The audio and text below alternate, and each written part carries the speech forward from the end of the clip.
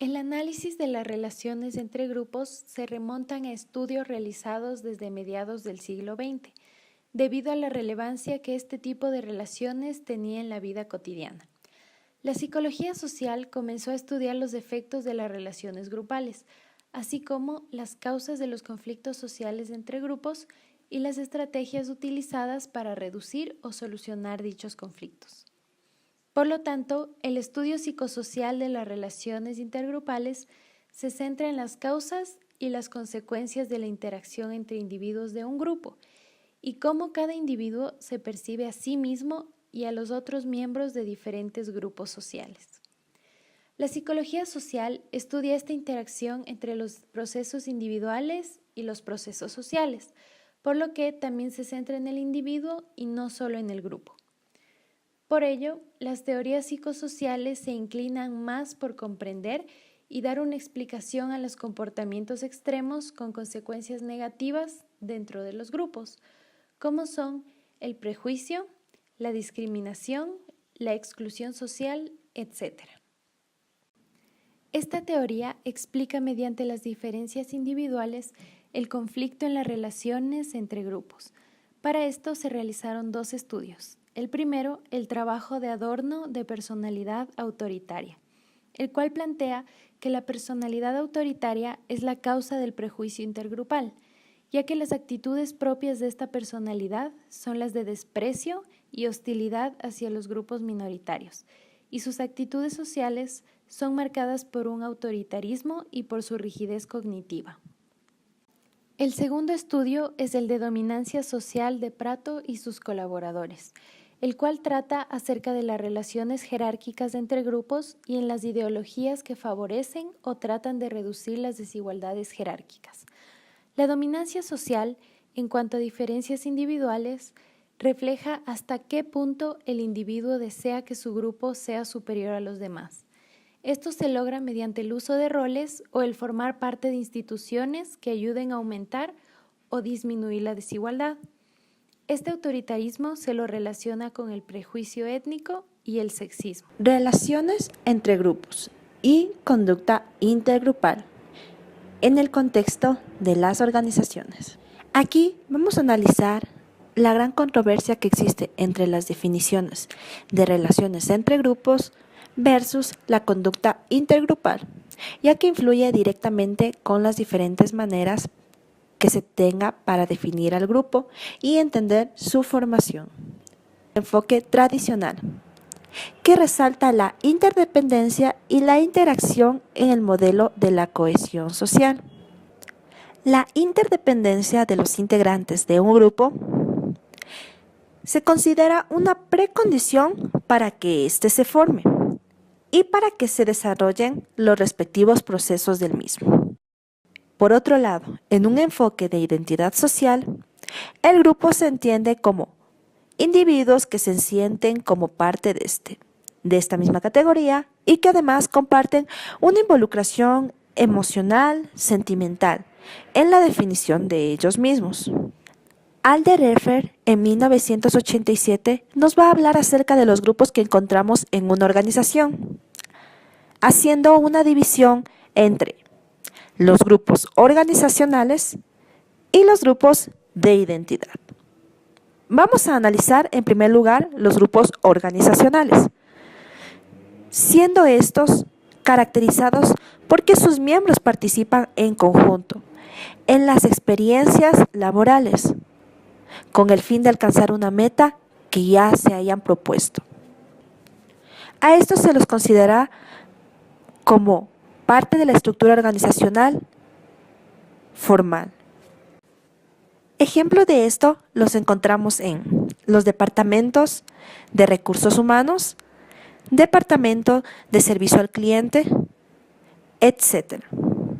O también los equipos de trabajo, que se forman en una empresa con el fin de alcanzar ciertos objetivos, o tal vez en la elaboración de un proyecto.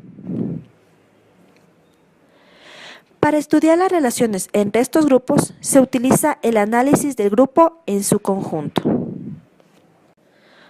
Por otro lado, tenemos los grupos de identidad, que son formados a partir de características o factores que los miembros tienen en común, como por ejemplo, su cultura, su nivel de formación, su etnia, sus valores, etc. Esta característica es fundamental para que se forme un grupo de este tipo, con identidad social compartida.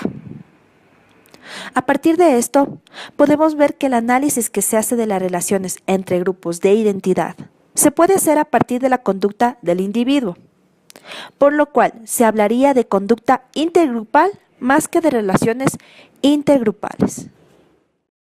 Criterios y perspectivas para la clasificación de los principales enfoques en el estudio psicosocial de las relaciones entre grupos.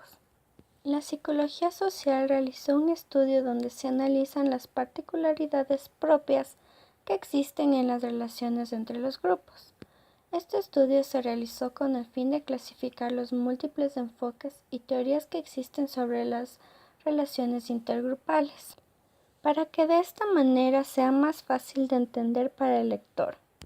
La clasificación se divide en dos dimensiones. La primera dimensión nos permite diferenciar la explicación con el nivel de análisis del enfoque individual con el enfoque intergrupal. Y la segunda dimensión clasifica las teorías en base a lo cognitivo y motivacional para así concebir las relaciones entre grupos que son diferentes. La conducta intergrupal es ideal para entender el comportamiento y la dinámica de un grupo. Para poder entender esta dinámica grupal, se tiene que analizar los procesos sociales, como lo son los políticos, económicos, y también se tiene que analizar los procesos psicológicos, como lo son los cognitivos, afectivos y emocionales. Asimismo, la forma en que un grupo ve a otro miembro de otro grupo, pero también la dependencia mutua y equitativa que se tienen entre ellos.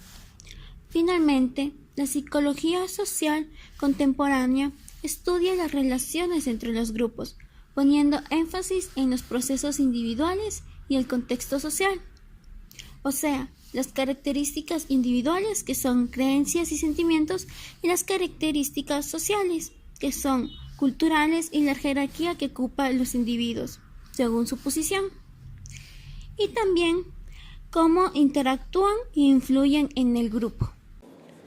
Los enfoques grupales, a diferencia de los enfoques que resaltan la personalidad y las diferencias individuales, como medio para explicar el comportamiento intergrupal, se encuentran aquellos que subrayan procesos como las relaciones de poder entre los grupos, la competición por recursos escasos, las diferencias de estatus o el papel de las normas que regulan la relación entre grupos. Para explicar de mejor manera, en Estados Unidos, durante la década de los 60 y 70, existió una elevada preocupación por los temas de carácter racial. Los medios de comunicación se encontraban alarmados acerca de esto, después de la guerra de Vietnam. En este periodo empiezan a surgir explicaciones a nivel psicosocial para el conflicto entre grupos étnicos, que tuvieron en cuenta el papel de los factores sociales y culturales. Uno de los autores que propuso teorías a partir de estos factores sociales y culturales fue Pettigrew, el cual dio cuenta acerca de la importancia que tiene el marco cultural y el normativo, como una determinante de la forma de expresión que adquiere la actitud con prejuicios en el conflicto intergrupal. Además, resaltó cuestiones importantes, como las diferencias que se producen entre las personas en sus niveles de prejuicio.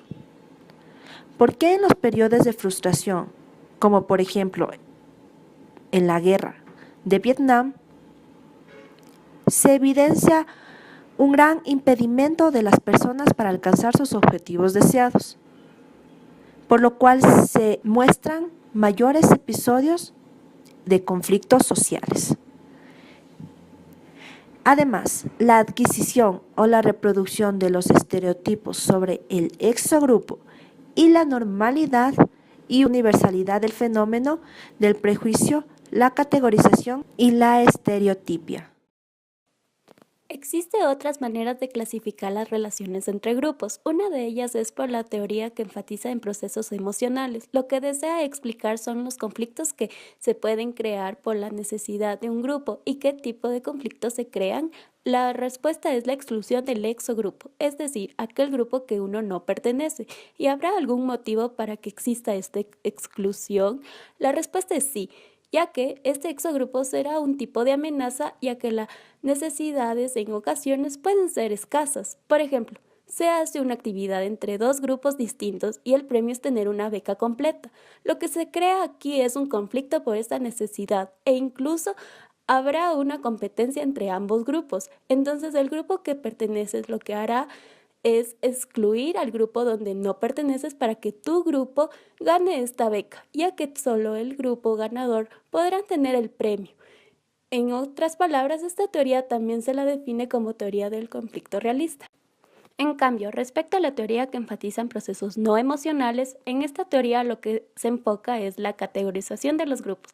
Esto ayuda a las personas que se identifiquen con un grupo y con otro no, pero esta categorización trae los prejuicios hacia un exogrupo por las diferencias y las afinidades que se tiene. Por ejemplo, a mí me gusta patinar, entonces me junto con este tipo de personas, pero a mí no me gusta bailar, entonces no me juntaré con este tipo de personas. Aquí se puede ver una exclusión a este tipo de grupo.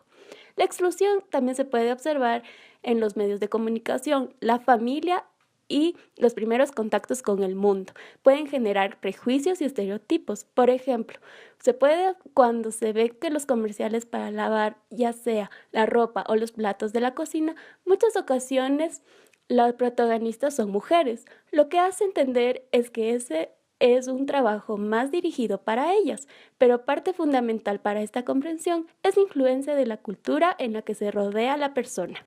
Comenzó a estudiar las relaciones intergrupales debido a la gran relevancia que tiene en la vida cotidiana, abarcando las causas de los conflictos entre los grupos y cómo se pueden reducir o solucionarlos. A partir de la psicología social, no solamente se enfoca en la interacción entre grupos, sino que da importancia a la interacción del individuo con el grupo, y de la misma manera cómo el grupo interactúa con el individuo, involucrando tanto procesos individuales. Además, la conducta intergrupal es esencial para entender el comportamiento de la dinámica de un grupo.